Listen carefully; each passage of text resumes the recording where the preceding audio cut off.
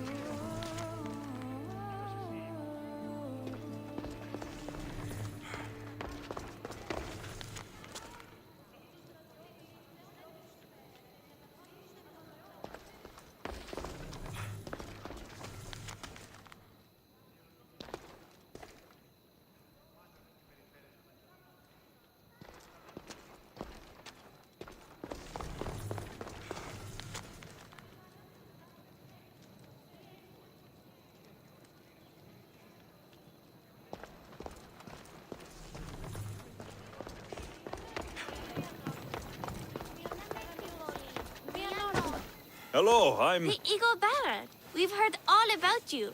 Are you going to tell us a story today? Do we have to listen? We've heard it 100 times. Yes, that's me. And yes, I'm telling you a story. Let us sing with the voice of the gods about the exploits of brave Perseus and the noble Pegasus. Acrisius, the king of Argos, was not a good man. He had one child, a daughter, Danae. Bitter that he had no son, he went to the oracle of Delphi and heard a prophecy that chilled him. Ooh, what was it? The oracle said Acrisius would be killed by his grandson. But Danae was unmarried and childless at the time. To protect himself, he locked Danae in a bronze room, open only to the sky. Ooh! However, mighty Zeus saw the girl and fell in love with her. He transformed into a golden shower and seduced her. Danae gave birth to a son, Perseus. I knew it. King Acrisius couldn't kill the boy for fear of angering Zeus. So, he put his daughter and grandson in a wooden crate and tossed them into the wild sea to be drowned. How horrid! Poor Perseus. Perseus and his mother Danae were rescued on the island of Seriphos, and Perseus grew up under the care of a kindly fisherman, Victis. Lucky them. Did the gods help? Maybe. Perseus learned to swim and ride and fight, and how to be good and just, even though his father was only a fisherman. I can do all those things too. Yeah, good for you. Except swim. Or be just. Hush.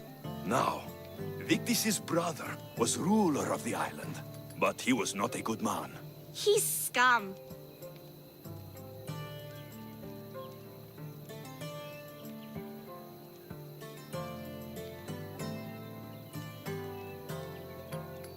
The cruel king of Seriphos, Victis' brother Polydectes, decided he wanted to marry Danae, for she was still beautiful and noble.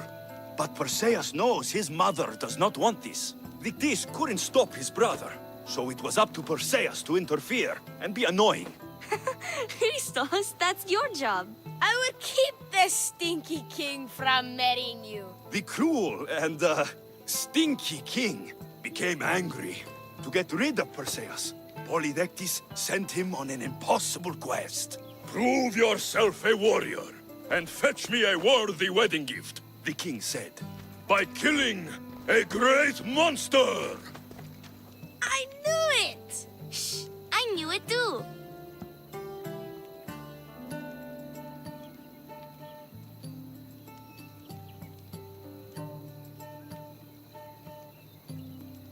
Perseus figured out what he needed. The golden fleece of the winged ram, said to be guarded by a monster who could turn any to stone. Luckily, Perseus was blessed by the gods, and he was guided by Athena's golden-geared owl to the monster's lair. Athena's golden owl? That's dumb. Sounds cute. I want one. And armed with the vorpal sword from the mighty Olethros, he faced the snake-necked, large-headed, shaggy-maned, stony-gazed Katovlepas! No! Huh?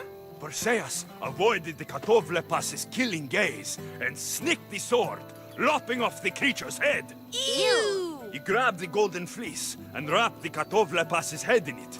Then he flew back home astride winged Pegasus to save Andromeda, who was about to be eaten by the Kraken. He used the deadly head to turn the Kraken to stone. Wait, the what? What's a kraken? Like a giant squid? Don't you mean the sea monster Ketos? Pretty sure Homer said, release the Kraken, not release the Ketos. You just made that up.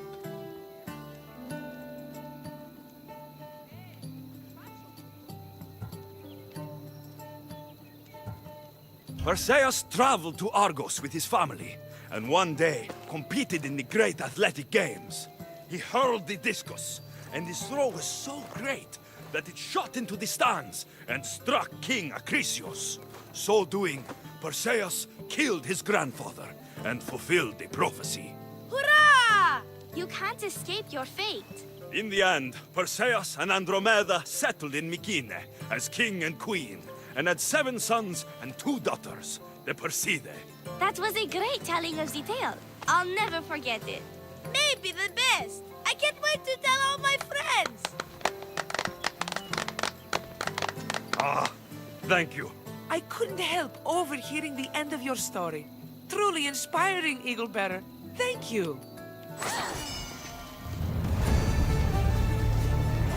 I told the story of Perseus to my tutor, and he said it was the best rendition he'd ever heard. My mother is so happy with us.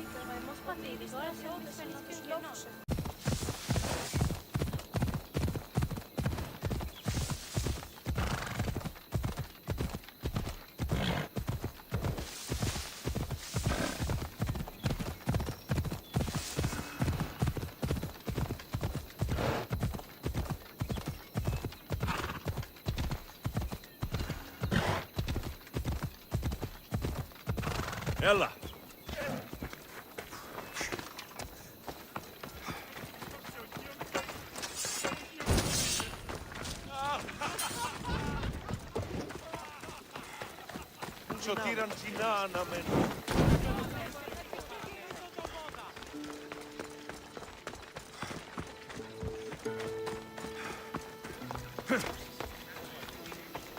Thank you for aiding all of us in Pitana. Stories of you will live amongst us for many years. I help where I can, but thank you. A reward for all your help